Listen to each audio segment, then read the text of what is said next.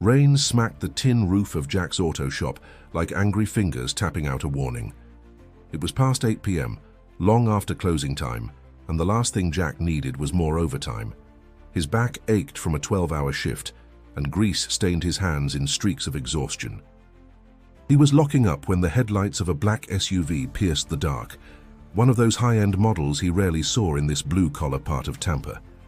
The SUV rolled to a slow stop, engine sputtering and coughing until it died altogether right in front of his garage. Jack squinted. The driver stepped out, baseball cap low over his eyes, hoodie pulled up. Even under the downpour, the man moved with a kind of casual control, but something about him looked off.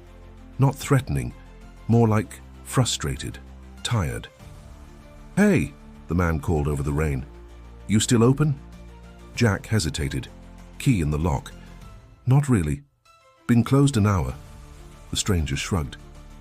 "Engine died on me. I'm supposed to be somewhere. Any chance you could take a quick look?" "I'll pay whatever you want." Jack looked at the sky, then back at the man. He could have said no, should have, probably. But something in the guy's voice, quiet, polite, reminded him of his brother before he shipped out. "All right, roll it in. I'll take a look," Jack said, pulling the shop door open again. With a nudge and a prayer, the SUV crawled into the bay. Jack wiped rain off his brow and popped the hood. "Looks like your alternator's dead. Battery's drained too," Jack muttered, half to himself. "Lucky you stopped here. 5 more miles, and you'd be pushing this thing." The stranger smiled faintly. "Guess I picked the right garage." Jack nodded, focused. The guy didn't offer a name. Jack didn't ask. He'd met enough out-of-towners with fancy watches and hidden attitudes. This one wasn't like them, though. No arrogance, just quiet. They didn't talk much. Jack worked. The stranger paced, occasionally glancing at his phone. Jack figured he was some businessman late for a flight or a meeting. "You from around here?" Jack asked eventually, tightening a bolt. "Sort of. Spent a lot of time in Florida." "Miami?" "Close enough." Jack chuckled. "Let me guess, you're a golf guy." The man grinned. "Sometimes. I used to throw things for a living, actually." Jack snorted. "Baseball?" The stranger raised an eyebrow but didn't answer. By 9:15, Jack had the new alternator in and the battery charging. He closed the hood, wiped his hands, and offered his verdict. "You're good to go, but if it starts acting up again, don't push it." The stranger handed over a credit card.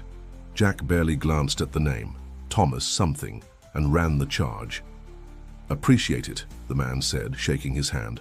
"Not many folks would have stayed this late." Jack shrugged. "You were in a bind, I get it." As the SUV rolled into the night, Jack didn't think much of it.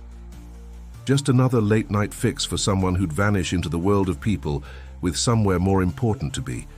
What Jack didn't know, not yet, was that this small act of kindness was about to ripple far beyond his garage. And if you're still watching, take a second to subscribe for more real stories like this one, and drop a comment if you've ever seen someone rise above the hate. You're not alone. By Monday morning, the encounter had faded into the background noise of Jack's week. Cars came in, cars went out, brake pads, oil changes, the occasional engine job, the usual rhythm. The strange thing was how many people kept talking about Tom Brady. It started with Jeremy, the teenage assistant who spent more time scrolling than sweeping. "Yo, Jack," he said between bites of an egg sandwich. "Did you see that video going around of Tom Brady? Said he got stuck in the rain Friday night. Car trouble or something." Jack shook his head. "Brady?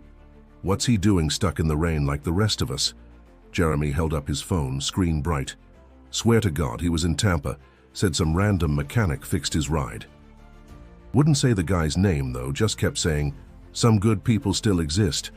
Went viral overnight. Jack frowned. "He didn't say who?" "Nah, just said it was this humble dude who stayed open late and didn't recognize him. Fans are going nuts trying to figure out who it was."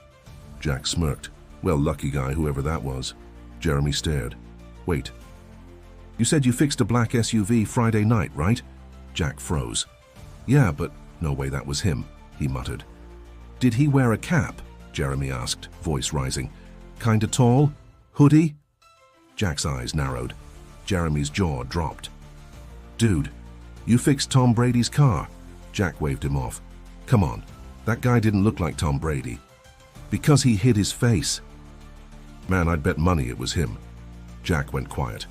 His stomach twisted, not from nerves, but from a strange, quiet disbelief. The guy had said he used to throw things. Who even talks like that? Later that day, Jack walked into Joe's diner across the street, as he did every Tuesday and Thursday. Cindy, the waitress who'd known him since high school, was buzzing. Did you hear?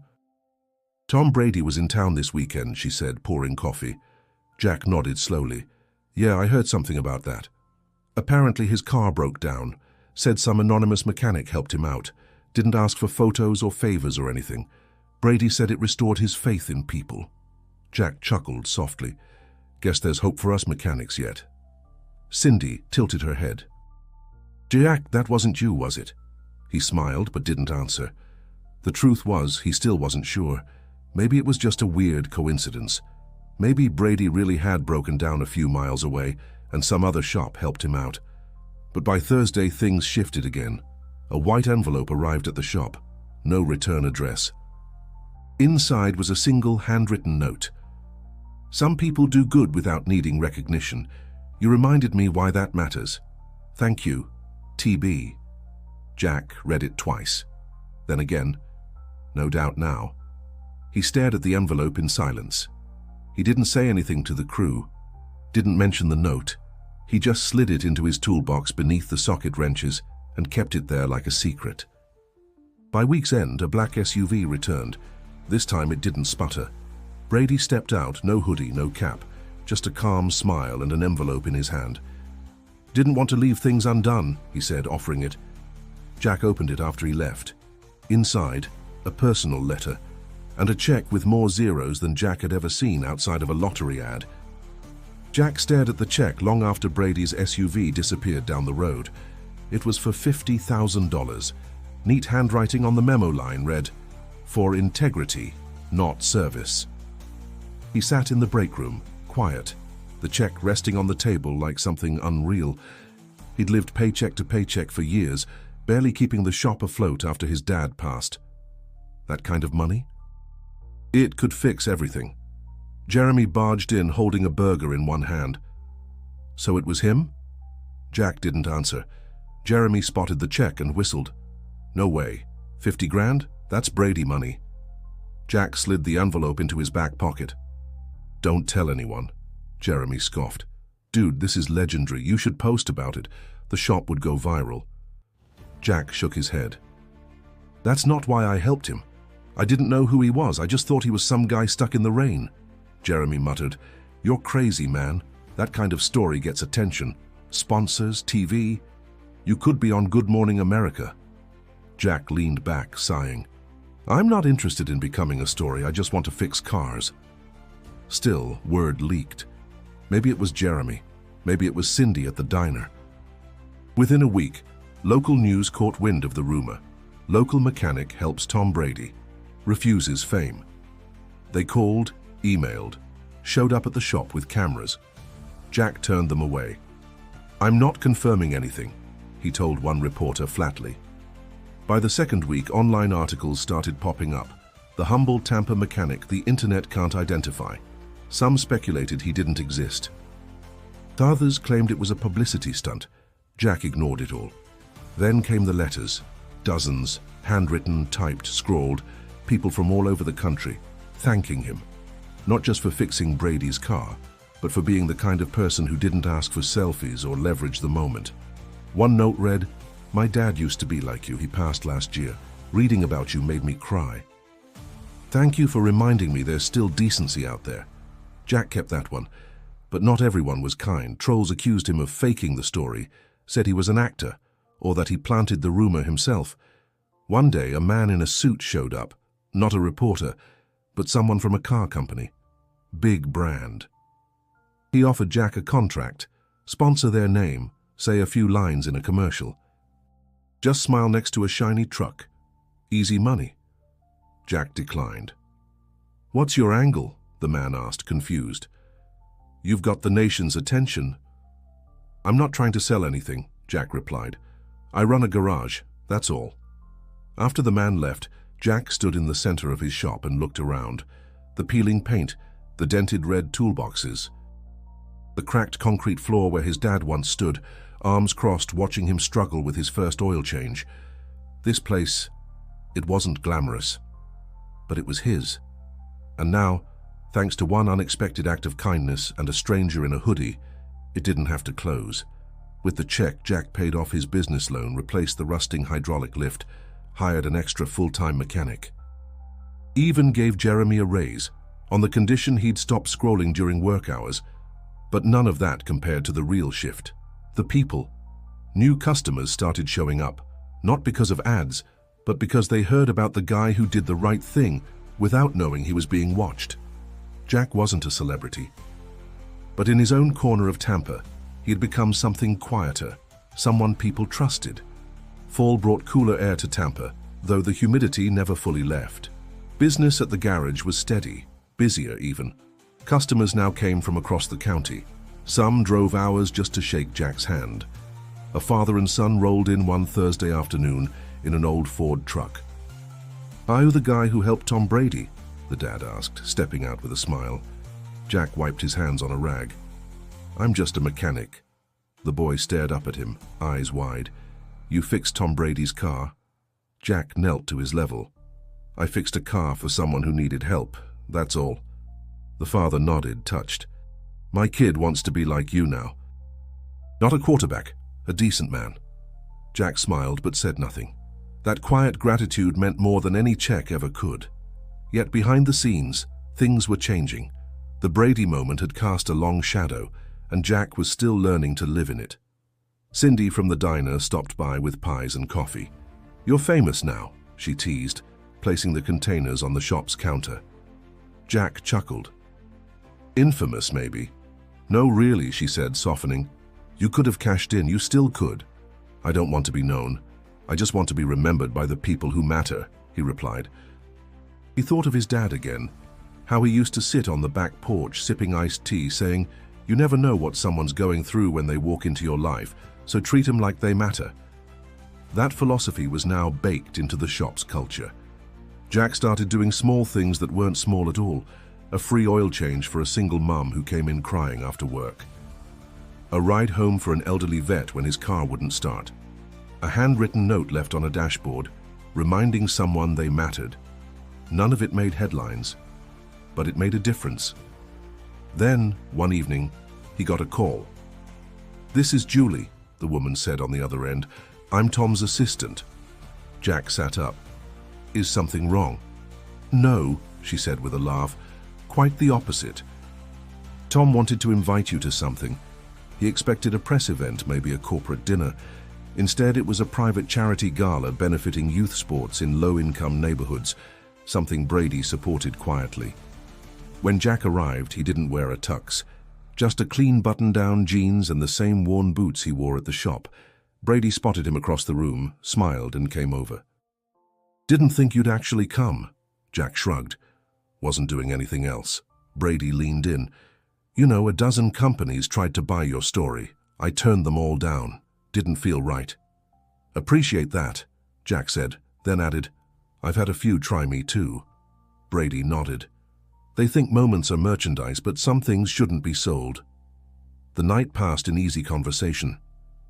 They talked football, sure, but mostly life. Jack's dad, Brady's kids, the importance of showing up when it counts. As Jack left, Brady handed him a different kind of gift, an invitation to partner on a mentorship program, pairing mechanics, coaches, and mentors with young men needing guidance. "You've got more to offer than oil changes," he said. "They need someone real."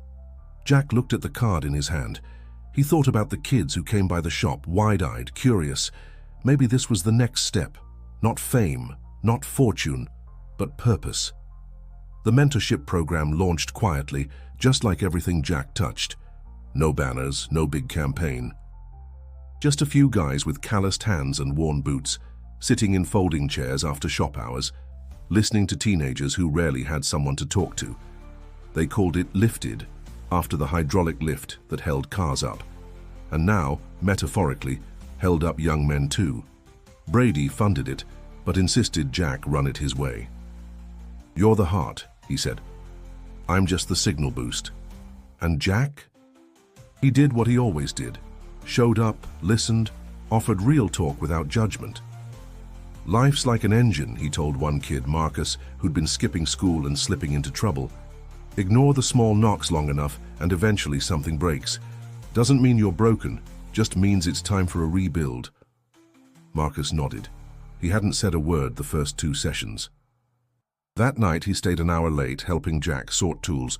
More teens followed. Some came because they loved cars. Others just needed a place where nobody laughed at their pain. Jack gave them both. One afternoon, a local reporter came by again, not for a sensational story, just a quiet piece on community impact. "You ever think about how all this started?" she asked, watching the kids laugh as they cleaned an old engine block together. Jack leaned against the doorway, arms crossed. "Yeah, a broken alternator on a rainy night," she smiled. "Funny how small moments change everything," Jack nodded. Funny, but not surprising. Sometimes the thing you don't think twice about is exactly what someone else needed. The program expanded. A second garage across town, then a third. Each run by someone like Jack, hands dirty, heart full. And Brady? He kept showing up. No cameras, just a quiet presence checking in, reminding the kids someone like him cared. Years later, at a local high school graduation, Marcus, now wearing a cap and gown, stood on stage as valedictorian. He didn't talk about academics, he talked about Jack. "There's a man in this room who didn't know my name when I walked into his garage," he said, "but he looked me in the eye like I mattered, and that changed everything." Jack sat near the back, eyes glassy. He wasn't used to that kind of spotlight, didn't want it. Afterward, Marcus found him. "Couldn't have done it without you," he said. Jack clapped a hand on his shoulder. "You did the work. I just held the flashlight." They hugged, and in that moment, it wasn't about Brady or the money or the story that once went viral. It was about something deeper. Legacy. Not the kind carved in marble or blasted on billboards. The kind built in late nights, quiet choices, and the lives you lift without expecting applause. As Jack closed up shop that night, he flipped the light off and stood at the doorway, watching the sun set behind the palm trees. The garage was the same, the smell of oil and rubber, the hum of crickets in the distance, but everything was different. He thought about that stranger who rolled in one rainy night, and he smiled, because sometimes helping one person doesn't just fix a car, it starts an engine that changes everything. If this story moved you, consider subscribing and hitting the bell, because the next story coming your way was picked just for you, and you're going to love it.